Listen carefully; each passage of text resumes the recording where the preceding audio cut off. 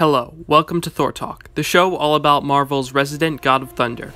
On this episode of Thor Talk, we look at what happened in the New York scenes that were teased in Thor Ragnarok and why they were changed. The story would be slightly different with them in it, so let's take a look on Thor Talk. I am Thor the Thunderer, son of Odin, prince of Asgard, and this world is under my protection.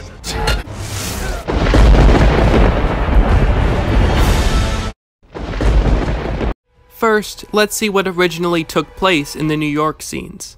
Now, while not all of the New York scenes were released, set photos and a few other scenes give us a pretty good idea of what would have happened. First of all, the Doctor Strange scene would have played out slightly differently. The entirety of this deleted scene has actually been released with the movie, so we know exactly what would have happened when Thor visited Doctor Strange.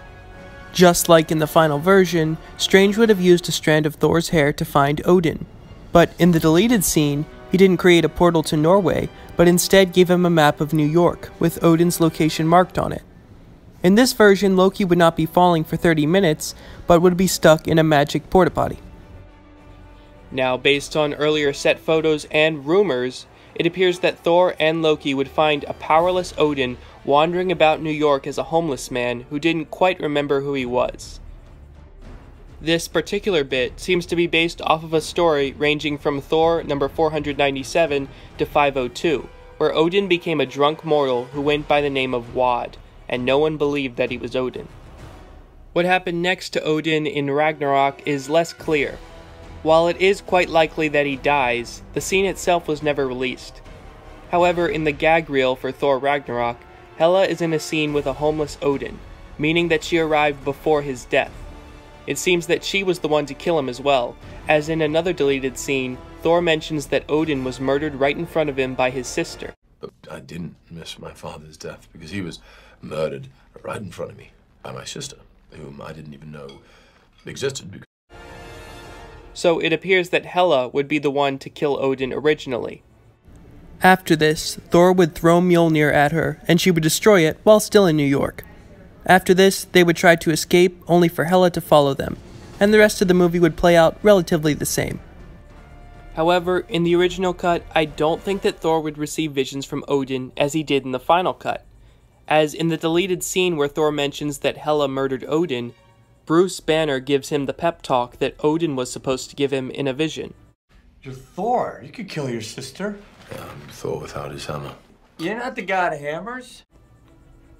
Now, why was this scene cut? Director Taika Waititi gives 3 reasons that contribute to the scene being changed. Firstly, he says that they wanted Odin to not just be found a few blocks away from Doctor Strange, because it seemed too convenient that he was just around the corner. Secondly, he says in the director's commentary, another reason they wanted it changed was they simply needed some exposition to explain who Hela was. And thirdly, and perhaps most importantly, test audiences just felt too sorry for him. As Waititi states, and I quote, "But something about having him there and then dying made a lot of audiences in our test screenings feel too sorry for him. It was such a bummer seeing the great King of Asgard stuck in New York. We preferred the idea that he'd be in some mystical Norse environment." End quote. I can certainly understand why they felt this way, as essentially the all-powerful King of Asgard was going to die powerless in an alleyway, and possibly without any idea who he was or what was going on. That's quite depressing and a bit of a disservice to Odin. But in any case, I don't think we're going to see the full scene anytime soon, as Marvel has a tendency to hold on to their most coveted deleted scenes. Well, that's all for this episode of Thor Talk. If you want to support Thor Talk, I now have a Patreon, where you can directly support the channel and get rewards. You can find my Patreon at patreon.com/ThorTalk, or just hit the link in the description below.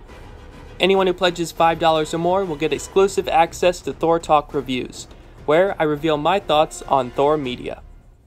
The review for Thor Ragnarok will be available soon for patrons. You can also keep up with and support Thor Talk by simply subscribing. Once again, I'd like to formally state that all art and video is owned by its respective companies, and I own none of it. With that said, see you next time on Thor Talk, where... You'll be holding